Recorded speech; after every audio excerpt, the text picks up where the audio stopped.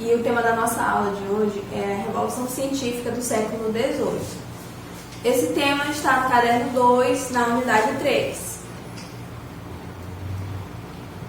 Então, gente, vamos entender primeiro qual é a origem, né, dessa revolução. Nós estudamos o Renascimento, né, e as reformas religiosas e a Contra-Reforma. E, de certa forma, todas essas mudanças, né, no pensamento europeu, eles causaram uma revolução na forma de ver o mundo, né, na forma de pensar. E o renascimento cultural e o antropocentrismo, né, que é a ideia de que o homem que está no centro do universo, se contrapondo à ideia anterior, né, da Idade Média, em que dizer que Deus estava no centro do universo. Então, essas ideias, né, do renascimento cultural e do antropocentrismo, eles foram responsáveis por um processo que promoveu mudanças na necessidade de ver, reconhecer e pesquisar a natureza e a vida, né?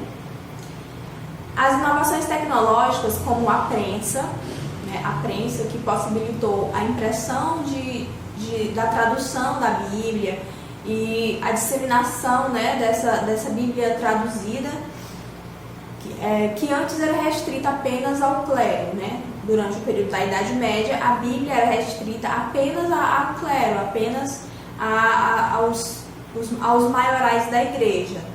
E ela não era traduzida para as línguas populares, só quem podia ler era quem lia o latim.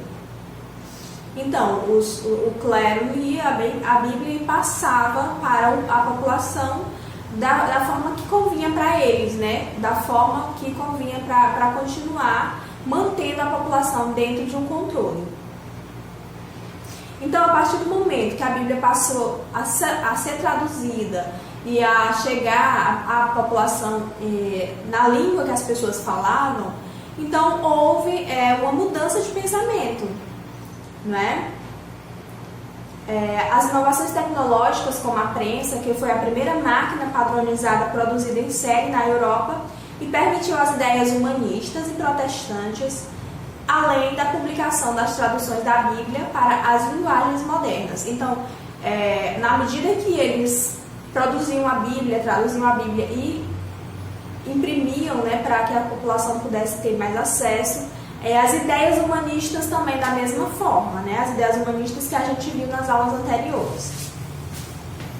E a reforma religiosa, né, a reforma religiosa promoveu o espírito crítico, já que muitos pensadores e cientistas perceberam que podiam discordar dos dogmas da Igreja Católica, né? A partir do momento que eles começaram a ler a Bíblia, a pesquisar e a criarem o pensamento crítico, né? O próprio pensamento deles, eles perceberam que eles podiam sim discordar daquilo que a Igreja Católica ditava, né? Dos dogmas que já estavam, né? Que já tinham sido estabelecidos pela Igreja Católica.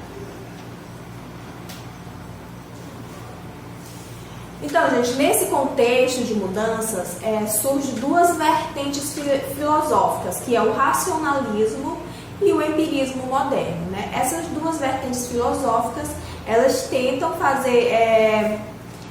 tentam mostrar como o homem vê a natureza.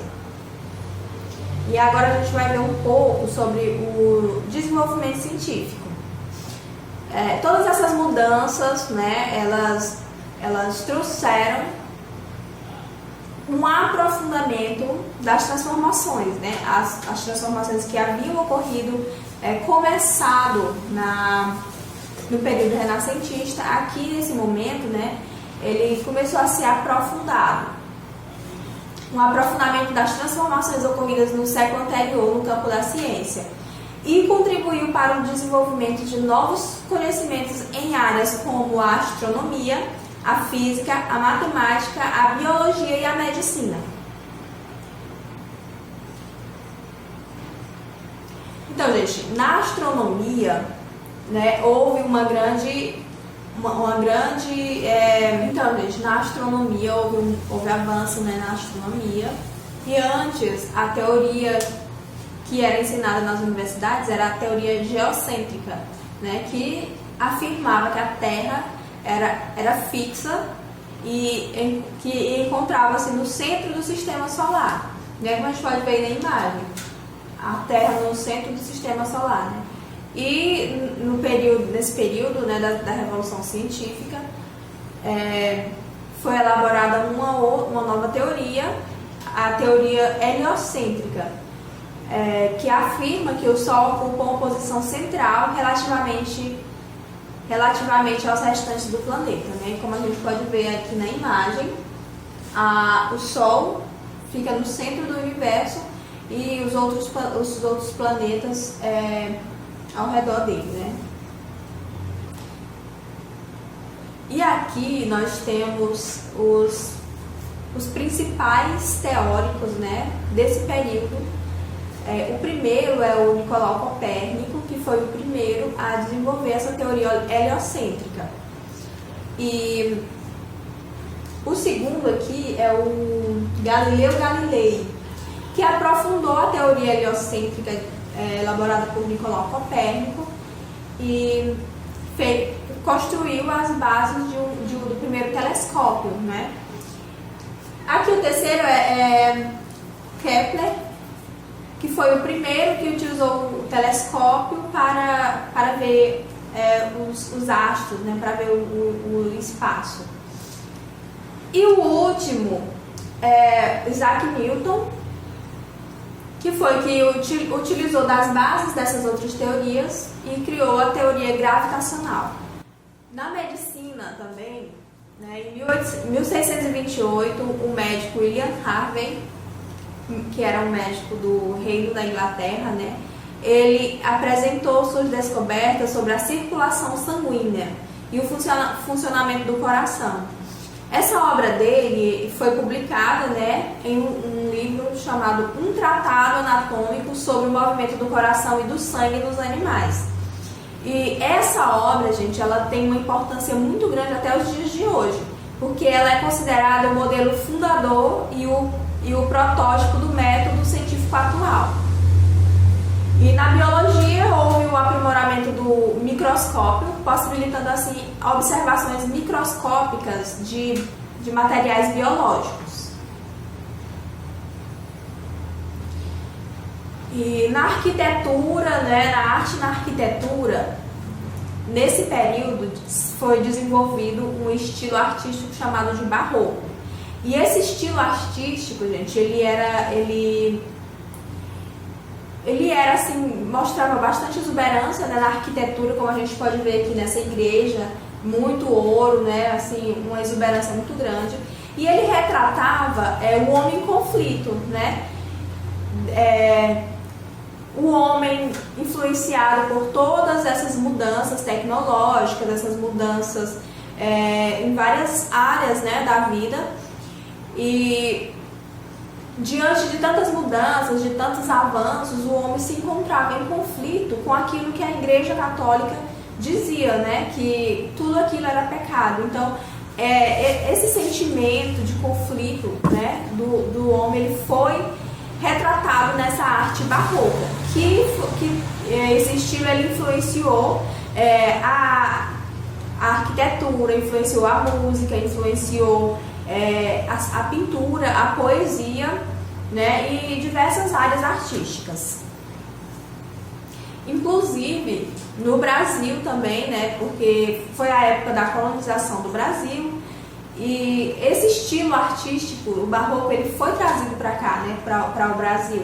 E aqui, principalmente em Minas Gerais, na cidade de Ouro Preto, a gente pode ver ainda muitas esculturas e arquitetura que refletem essa arte barroca. E na poesia também, né? Esse estilo barroco influenciou poetas brasileiros, como é o caso de Gregório de Matos, que foi um poeta, né, muito importante desse período aqui no Brasil. E na cartografia também, né, com o avanço da Revolução Científica e a exploração de novas terras,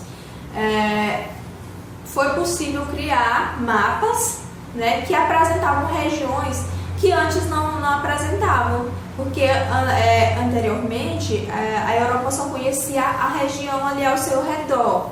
E a cartografia também, os mapas que eles tinham naquele período, eles só retratavam a região que eles conheciam. Então, a partir do momento que começaram as navegações, que começaram a exploração de novas terras, então a cartografia também, né, a construção de mapas, ela foi aperfeiçoada e novos mapas surgiram. Como a gente pode ver aqui, ó, esse mapa é a Carta Marinha da Escandinávia, que é do ano de 1539. E nesse mapa a gente pode ver que existem outros lugares que antes eram desconhecidos, né, dos europeus, e os lugares que eles não conheciam, eles retratavam como lugares perigosos, né? Aí eles colocavam animais, monstros marinhos, e era dessa forma que eles construíam os mapas. Gente, essa foi a nossa aula. Respondam as atividades da unidade, viu? Respondam todas as atividades e a gente volta na próxima aula.